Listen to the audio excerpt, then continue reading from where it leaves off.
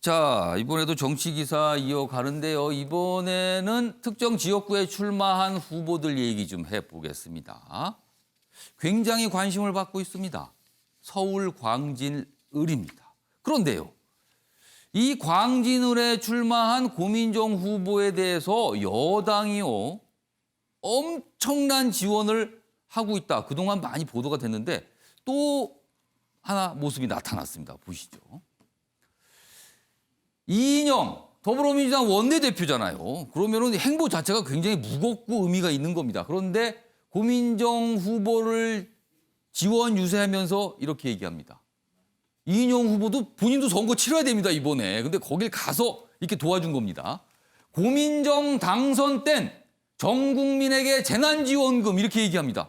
갑자기 왜 재난지원금 얘기가 거기 지역구에서 나왔을까요? 갑자기 튀어나온 빨간 바퀴 놔둘 건가? 그리고 고민정 당선되면 대통령도 기뻐할 것이다. 이렇게 강조하면서 지지를 호소합니다. 그러자 오세훈 통합당 후보 경쟁자잖아요. 이건 가장 치졸한 매표다. 왜 재난지원금 얘기를 여기 와서 하는 거냐? 이렇게 또 반발합니다. 야당은 그러면 듣고 보니 그럼 고민정이 떨어지면 돈을 안 준다는 얘기냐? 또 이렇게 반발합니다. 여기 내용 좀 더 소개돼 있어요. 이인영 더불어민주당 원내대표가 어제 지원 유세에서 이렇게 얘기합니다. 고민정 후보를 당선시켜주면 저와 민주당은 100% 국민 모두에게 긴급 재난지원금을 드리기 위해 전력을 다하겠다. 그럼 이걸 거꾸로 들면 그럼 당선이 안 되면 그러니까 야당은 또 그렇게 해석을 한 겁니다. 그리고 또 이 얘기도 합니다. 고 후보가 당선되면 광진 구민이 제일 기뻐하실 거고 문재인 대통령이 기뻐할 것일까? 얼마 전에 양정철 민주연구원장도 고민정 후보를 찾아가서 대통령 얘기를 합니다. 대통령이 가장 아끼는 사람 그리고 당선되면 진짜 기뻐할 거다. 근데 이인영 원내대표가 또 그 얘기를 한 겁니다. 대통령이 기뻐하실 것이다. 그러니까 이건 엄청난 지원이라고 볼 수가 있어요. 자, 이거에 대해서 오세훈 후보가 이제 반발합니다. 다음 화면 봐주시죠. 국민의 세금이 고민정 후보를 위한 선물 보따리입니까? 그렇습니까? 재난지원금이 국민의 세금으로 지원되는데 이거를 특정 후보의 지지와 연결시켰다는 거죠, 지금. 치졸한 매표 행위다 이렇게 반발하고 있습니다. 윤수환 변호사 어떻게 보셨어요, 이 상황? 그 일간에 이전에 재난지원금 얘기가 나왔을 때 예. 이게 공약이냐라고 비판적 목소리가 나왔었어요. 이게 결국 선거를 앞두고 나서 예. 재난지원금을 준다는 것이 그것도 바로 준다는 게 아니고 선거 끝나고 준다는 거였거든요. 예. 그렇다 보니까 이게 공약성으로 그런 의도로 한 게 아니냐라는 일각의 비판이 있었는데 예. 지금 그것을 사실상 자인한 꼴이 돼버린 거죠. 저게 전 국민에게 주겠다라고 했으니까 저게 무슨 매수민 이해유도죄에는 해당하지 않겠지만 예. 따지고 보면 그 일반 전 국민에는 또 광진구 선거인도 포함이 되는 거거든요. 예. 그래서 저걸 뭐 법적으로 운운할 건 아니지만 예. 상당히 부적절할 뿐만 아니고 예. 재난지원금의 그 명목을 상당히 폄훼하는 거다. 이것이 뭐 특정인을 뽑아주면 주고 이렇게 예. 언급될 대상이 아니죠. 예. 그 재난지원금은 사실은 생계 유지를 못 하시는 분들을 위해서 예. 주겠다는 건데 예. 어떻게 저렇게 선거하고 연결지어서 말씀을 하실 수가 있어요. 그러니까 생각을 갖고 계셔도 또 선거 국민이 그렇게 생각하실 수도 있죠. 여당을 어떻게 하면 어떤 유리함이 있다. 그것은 그냥 이신점심으로 하는 것이지 예. 저렇게 말씀으로 대놓고 하기에는 상당히 부적절하고 굉장히 용감하시다. 이렇게 생각합니다. 윤수환 변호사는 굉장히 용감하다라고 평가를 해주셨어요. 자, 양지열 변호사. 요 조선일보 기사 내용인지 이런 게 소개되는데 이 기사에 따르면 뭐 여러 가지 얘기가 좀 담겨 있습니다. 한 가지 궁금한 것은요. 여당에서 그리고 어떻게 보면 문재인 대통령이 고민정 후보를 굉장히 각별하게 생각한다. 이렇게 읽히거든요. 지금 이런 일련의 모습들을 보면요. 이유가 뭘까요? 고민정 후보가 각별하다기보다는 광진을이 가진 상징성이 광진을의 굉장히 강하죠. 상징성이. 여기에 전에 있었던 분이 추미애 법무부 장관이었고 여기 이제 기사에도 나오지만 여태까지 계속 민주당이 지금 예. 이 광진을 돌봤는데 예. 잠시 있었는데 갑자기 빨간 바퀴라는 표현을 쓰면서 빨간 바퀴가 왜 굴러왔느냐.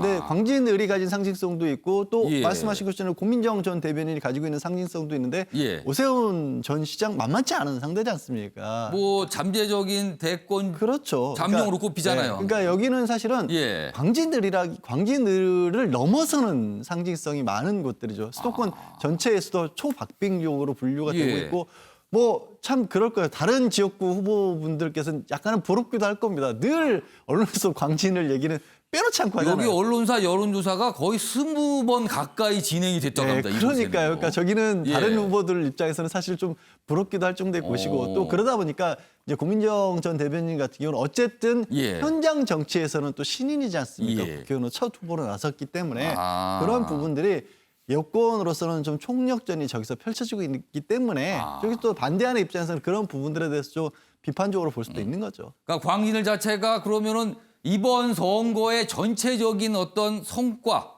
이거를 상징할 수 있는 곳이다. 그리고 이제 다른 것은 상대적으로 조금 안정적인 곳들도 있지만 수도권에서 저것은 박빙 지역이니까 저것을 넘는다면 예. 어찌되면 이제 전선이 더 크게 확장되는 그런 어떤 정선이기도 하니까요. 그러니까 그만큼 지금까지 선거 과정에서 주목도가 굉장히 높았던 곳이니까 양보할 수 없는 경쟁이다. 좀 이래서 이런 지원이 있는 거다. 이렇게 얘기 나와 있습니다. 아무튼 오늘 기사에 재난지원금과 이렇게 또 말이 또 나오면서 또 주목을 받는 기사가 있었습니다. 자, 이번에는요. 작은 정당의 대표들도 굉장히 안간힘을 쓰고 있습니다. 상대적으로 주목을 좀 덜 받긴 합니다. 그래도 아침에 매일경제는 이런 정당 소식도 좀 전해드리겠습니다. 여기 보면 3명의 대표들의 간절한 읍소입니다. 여기도 읍소. 여기 보시면 심상정 정의당 대표 노회찬 의원 묘소에서 그걸 찾아갔습니다. 그러면서 정의당을 지켜달라. 국민들께 호소를 한 거예요. 정의당을 지켜달라. 자, 손학규 민생당. 여당에 몰표를 주면 호남 어떻게 보겠나? 또 호남 표심을 자극하는 거죠. 표를 달라고. 안철수 국민의당 대표. 국토 종주 오늘 끝납니다. 문재인 정부 3권 분립 훼손했다. 그러면서 힘을 달라고 또 호소하고 있습니다. 소수 정당들의 간절한 읍소입니다. 자, 그럼요. 관련 영상부터 확인해 보겠습니다. 거대 양당의 의석 확보를 목적으로 모당의 완전한 통제에 의하여 설립된 사조직에 불과합니다. 위성정당을 선택하는 표는 사표가 될 수 있습니다.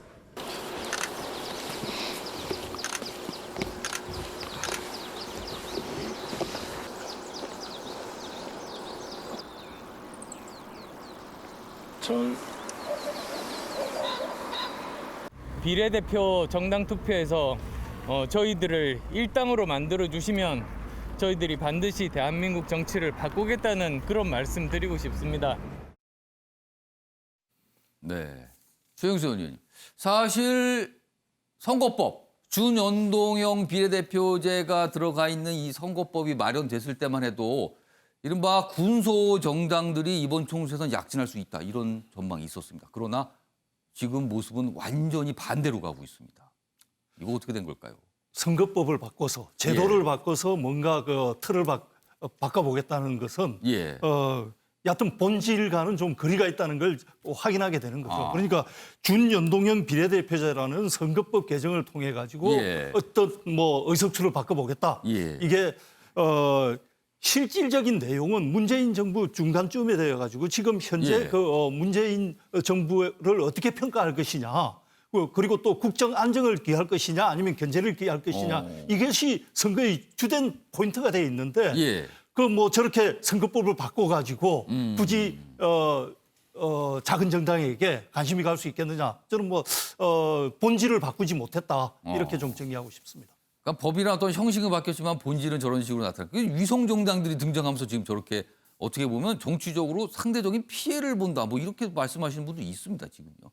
자, 오창석 평론가. 사실 새 대표 소개가 됐는데요. 가장 독특한 선거운동은 안철수 대표가 하고 있어요.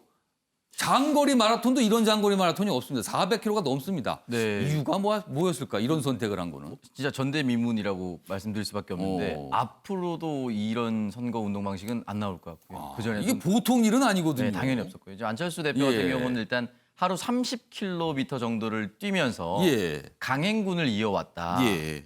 발가락이 끊어질 것 같다. 이런 표현까지 쓰면서 예.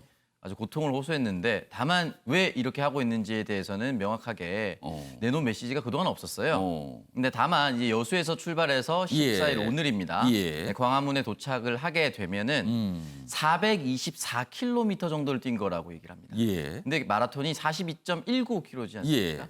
그러니까 약 10배 정도를 뛰게 된 셈인데 10배네요. 이 10배가 딱 10이란 숫자.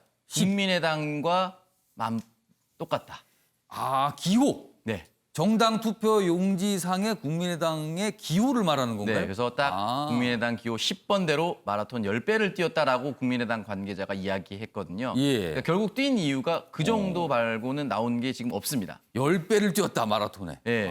이제 지금 뭐 여러 위성 정당들 때문에 구소 정당이 힘들 거라고 얘기가 나오는데요. 예. 저는 오히려 또 반대로 생각합니다. 예. 생각보다 많은 득표를 할 수도 있다고 생각합니다.